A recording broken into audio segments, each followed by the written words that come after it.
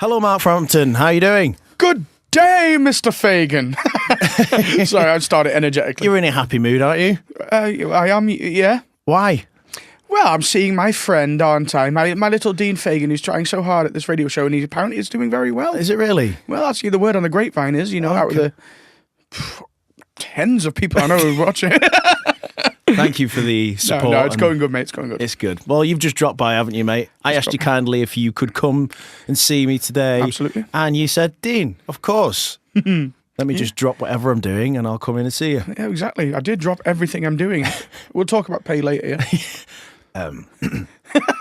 Awkward. Well, no, you gave me a bit of Chinese, so that's fine. Yeah, that's payment enough. Feed you. All you need to doing is feeding. And if anyone who knows me, I love a good feed. Yes, he does. All right. Okay, so you're here on my show. Yeah, it's just free flow. Free flow. Free flow. I wish I had some questions to even ask you, but it was so last minute.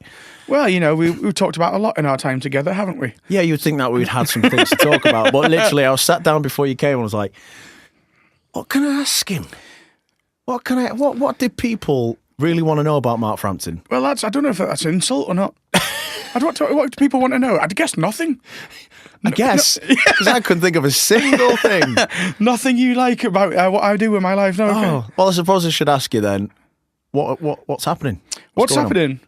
Well, I'm enjoying a very, very new job. Okay. I'm opening a 5-star restaurant that's opening in October. Good. Launch party on October 11th. This is my plug. Okay, good. It's called Peter Street Kitchen and it's opposite Albert Schloss in the new Radisson. And where is it?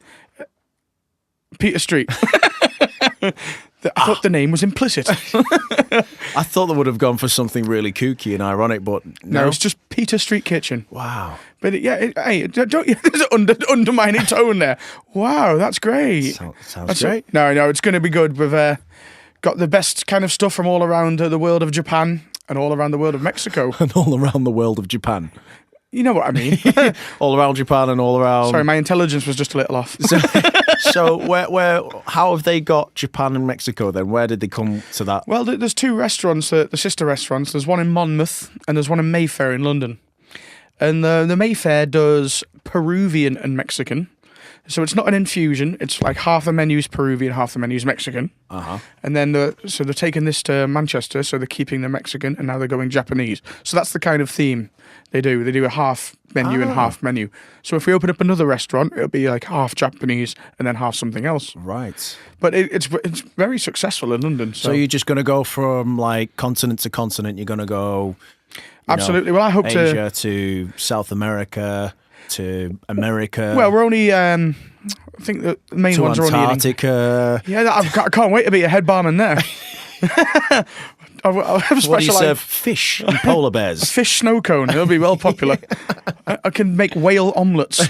Lovely. So, how's this show going, my friend? It's going splendid, mate. I'm really enjoying doing it. Hence why I've built this little. Well, it's a glorified shed, isn't it? Really? I know. I would say a shack. Thank you. A shack sounds a little more exotic. A shack could be anywhere. A shed is in your garden. Exactly. No, it's definitely a really pimped out shack. With pictures of you all around. I love it. Yeah, I had to remind myself of who I am, where I've come from, and here I am in a shack. Self-indulgent asshole. Okay, thank you. Sorry. But yes, that's what exactly why I am. I'm a little worried about doing this, because the sound of my voice when you were practicing things there. You didn't like it, did you? Well, I think the fatter I get, the more I sound like Johnny Vegas. No, Next thing you know, you'll be like, monkey! I like this song, Dean. Well, funnily enough, I did want Johnny Vegas, but he was busy. Well, give it time. The only way is up. So, you can use me as a stepping stone. Exactly. So, I brought you here to basically, we've listened to songs throughout all our lives. Yep. And we've had a good dance in the kitchen at times. Haven't we just? Yes, we've dived into what music we like. We've really found out that we have very different tastes in music. Yeah. Very different tastes. Sometimes it comes together and we're like, oh my God. I was surprised to get the invite to hear because of that. I had a thought. I tell you what, who has the most crazy taste in music and who do we need to understand most in this world? Is people who have a weird taste in music. And that is you. You have a very eclectic crazy taste in music? Well, I would say rather an old school taste. Old school. We've had this debate a few times, haven't we? Whether it's like melody over lyrics. What do you prefer? Yes, I was going to bring that up later, but bring it up now. It's fine. Is that all right? Yeah, it's fine. No, go. Yeah, Didn't want to jump into the main thing. It means it's sinking in. Yeah, no, it is. I do think about it. I do think about it. But as anyone who knows me, I would always say I'm more lyrically driven. Yeah. And I find that songs nowadays from a lot of different genres are like they go for more melody. You know, not all artists. And why do you think that is? I think it's just the trend these days. You know, everyone gets a new trend, but like old school. What should I say? Fashions come back in. You know, like old school names are coming back in for ladies. It's like Ruby and Eva and all that are coming back into fashion. So hopefully 80s power ballads will eventually. You never know. Just keep your fingers crossed, mate. Oh, well, I can't wait for a bit of Richard Marx. Wherever you go, whatever you do. Sadly, won't be featured in this show. You told me to leave that one out. Yes. Please, God. Sadly. No, but I love lyrics, and I think it's poetry, and I respond to lyrics so much more than a melody. And as you'll see from any musical choices that you may do me the honour of playing on this show. I'll play like 30 seconds at the least. 30 seconds? At the least. What if one's a Meatloaf one?